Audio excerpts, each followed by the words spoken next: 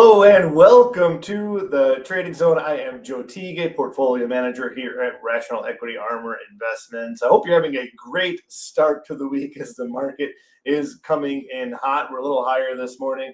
Brian is not here this morning. He'll be joining us in the noon hour. Remember, I will be live in the noon hour again, giving a trade at the end of the show and talking about the week ahead for the rest of the market. But want to jump on here real quick, talk about volatility into this crucial Fed week. We're seeing volatility lower as we start the day. Let's take a look at how the VIX looks for the year of 2025. And yeah, we're on the lower end of the range. That's not surprising. We're still waiting for this next arrow to come in here, the VIX. It's been a hot minute. We haven't had any big volatility events lately. Certainly, we are due. There's no surprise there. Will this Fed meeting be that event? Well, we're getting some comments from JP Morgan, Morgan Stanley. We'll get into that later, that the market is going to have a volatility event after the Fed announces. Let's look deeper into the volatility. Of course, we've been talking about the volatility of bonds a lot lately, and boy, has this just continued to trend lower and lower. People are just saying, hey, there is a ton of liquidity out there. That's great news. And the lower this volatility goes in the bond market, of course, the greater the liquidity is for the stock market. We actually see PEs rise when you see this lower. We talked about that a couple of weeks ago. So this is just good news for stocks all around, and we're just waiting for that next wave of volatility to come through. It could be this week. It could be a few months from now.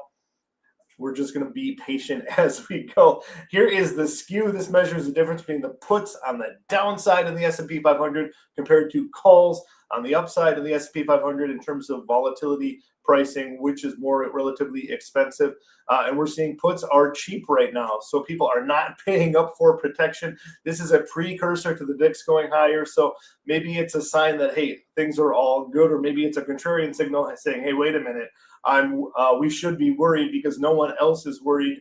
And that makes sense to me. I mean, we're getting worries on both sides right now. We're getting people worried that, we can't go any higher, all-time highs.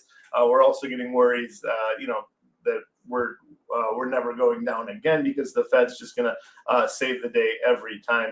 Here is the VIX futures curve. Of course, we are here in red. This is the current month, very close to expiration here. So you're going to see this flat front month to where the spot is. Makes a lot of sense. We're actually not going to get the Fed announcement in there. But if you kind of look at where the front month is compared to, or the second month compared to the spot, that's pretty steep. There is a big difference of opinions of there. So this will be the front month on Thursday or Wednesday afternoon.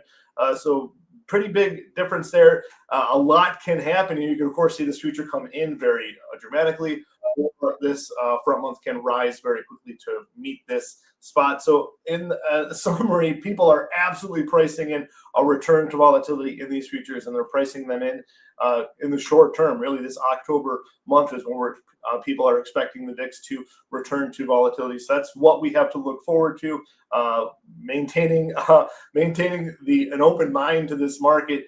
We can go higher, absolutely. We can go lower, absolutely. Volatility could be just going to be sit here for a lot longer, or it could be ready to rebound. And just finally, what I was talking about real quick, and we're going to get into this in a deeper way in our later show here at noon Eastern time. Make sure you tune into that. Of course, we got a big trade coming at the end of that.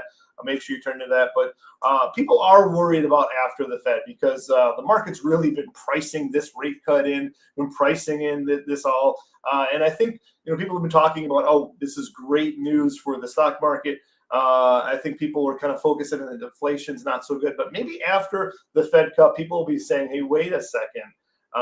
Inflation is not necessarily that great, and if the Fed is cutting when the inflation is not necessarily that great, does that mean that there's something bad going on elsewhere? Of course, we know about the jobs market being weak, so I think that's what I think the market might be worried about post-Fed is the economic data rather than, hey, what's it mean for these stocks in the future? And I think there's a couple things going on. Yes, lower interest rates good for stocks, but bad economic data is bad for stocks. So maybe the stock market will focus on the economic data post-Fed. Anyways, we'll talk about that in great detail later. I will see you all then. Make sure you tune in at noon Eastern. We're talking deep dive on volatility, deep dive on what's going on in the rest of the indexes, and of course, a deep dive on what could go wrong after a rate cut.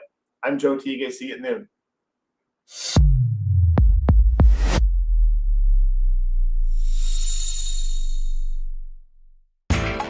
You know how the financial world goes. Here comes the buzzkill. Please make sure to take some time to read this boring disclaimer. We will owe you one.